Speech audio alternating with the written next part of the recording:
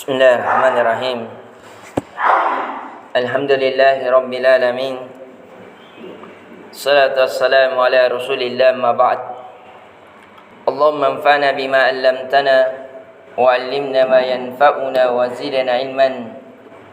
Assalamualaikum warahmatullahi wabarakatuh. Alhamdulillah, kita kembali memuji dan mengagungkan Allah Subhanahu wa taala yang telah membangunkan kita dan merasakan keimanan dan kelezatan di dalam Islam, dan begitu pula berusaha mendekatkan diri kepadanya. Tentunya ini kenikmatan demi kenikmatan yang Allah berikan kepada kita, yang menjadikan kita termasuk orang khusus di antara kekasih-kekasih Allah yang ada di muka bumi. Karena jikalau Allah menginginkan mengambil kekasih, maka Allah mengambil kekasih daripada Nabi dan para Rasul, begitu pula dari orang-orang soleh yang mengikuti jalan mereka. Dan di pertemuan kali ini kita juga kembali mengkaji dari istri-istri kekasihnya, yaitu istri Nabi sallallahu alaihi wasallam.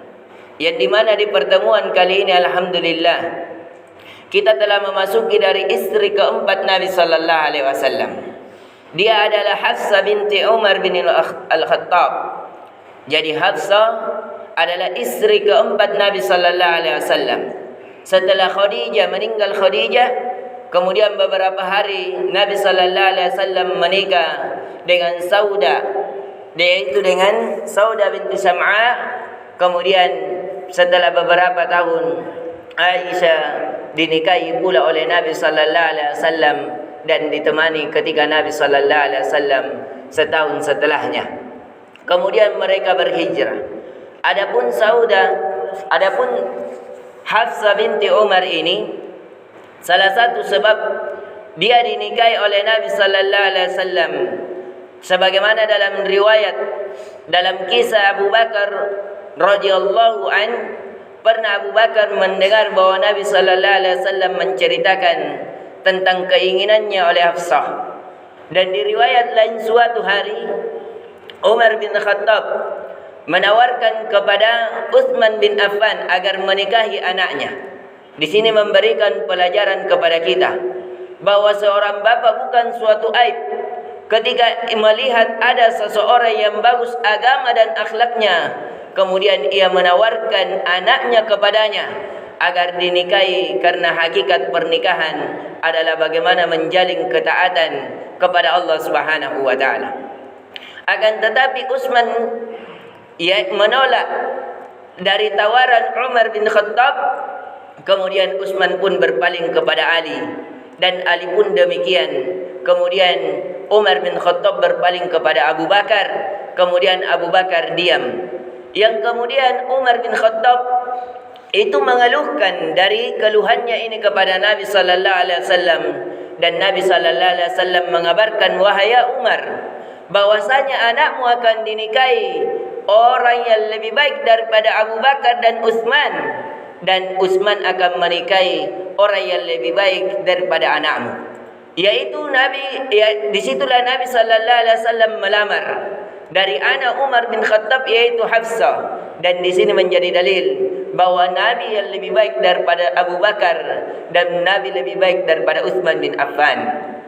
Kemudian Utsman bin Affan pun menikahi dari orang yang lebih baik daripada Hafsah, yaitu anak Nabi sallallahu alaihi wasallam, karena dia adalah salah satu dari wanita terbaik yang ada di muka bumi dan wanita yang terbaik yang ada di kemudian hari, yaitu di hari akhirat. Jadi asal dinikahinya Hafsah adalah karena Umar menawarkan kepada para sahabatnya, dan adapun Abu Bakar mengapa dia diam? Karena ia pernah mendengar Nabi sallallahu alaihi wasallam bahwa Nabi menginginkan anak Umar bin Khattab, yaitu Hafsah. Di sini juga memberikan pelajaran kepada kita bahwa apa yang dituduhkan oleh orang-orang Syiah yang membenci para sahabat ini adalah keganjilan, karena para sahabat pun anak-anak mereka itu dinikahi oleh Nabi sallallahu alaihi wasallam, dan anak Nabi sallallahu alaihi wasallam dinikahi oleh para sahabat. Faedah yang kedua yaitu tentang hendaknya seorang bapak memperhatikan ketika ia ingin menikahkan anaknya kepada orang yang bagus agama dan akhlaknya, dan itu bukan suatu aib. Adapun di sisi lain dalam riwayat bahwa Nabi sallallahu alaihi wasallam sebab menikahi Hafsah karena Hafsah adalah baligha wal fasoha, karena Hafsah adalah termasuk orang yang memiliki keindahan dalam berbicara, kefasihan dalam berucap, dan dia termasuk sawwama qawwama. Maka dari itu telah datang dari hadis Jibril, pernah Nabi sallallahu alaihi wasallam ingin menceraikan Hafsah. Wallahu alam, terjadi perbedaan sejarah dalam kenapa, apa masalahnya sehingga Nabi sallallahu alaihi wasallam ingin menceraikan. Sebagian riwayat sebagaimana surat yang kita baca, yaitu di surah At-Tahrim, itu sebenarnya sebabnya disebabkan pernah Hafsah mendatangi, ketika Nabi mendatanginya di waktu gilirannya, maka Hafsah mengatakan kepada Nabi bahwasanya dia memiliki bau pada aroma mulutnya sehingga Hafsah menjauh darinya, sehingga Nabi mengharamkan madu. Di riwayat lain sebagaimana yang dinukil oleh Ibnu Katsir dalam tafsirnya, begitu pula oleh Ibnu Jarir At-Tabari di dalam tafsirnya, bahwasanya pernah Nabi sallallahu alaihi wasallam mendatangi Jari Al-Qibtiyah, salah seorang budak yang istri Nabi, yang dimana istri tersebut memiliki anak, yaitu anak dari Nabi, yaitu Ibrahim. Karena Nabi memiliki anak dari 2 istri, jalurnya saja, yaitu dari Khadijah 6 orang, dan dari Al-Qibtiyah ini Al-Misriyah 1 orang, yaitu Ibrahim. Pernah Nabi mendatanginya. Kemudian Nabi sallallahu alaihi wasallam mendatangi Hafsah, dan Hafsah tidak menyukai jikalau Nabi mendatanginya, sehingga Nabi sallallahu alaihi wasallam mengharamkan dirinya, yang dimana akhirnya turunlah ayat lima tuharrimu ma ahallallahu lak tabtagi mardata azwajik. Wahai Nabi, kenapa engkau mengharamkan apa yang Allah halalkan berupa madu atau istri yang telah menjadi istrimu? Tabtagi mardata azwajik, hanya karena menginginkan keridhaan dari istri-istrimu.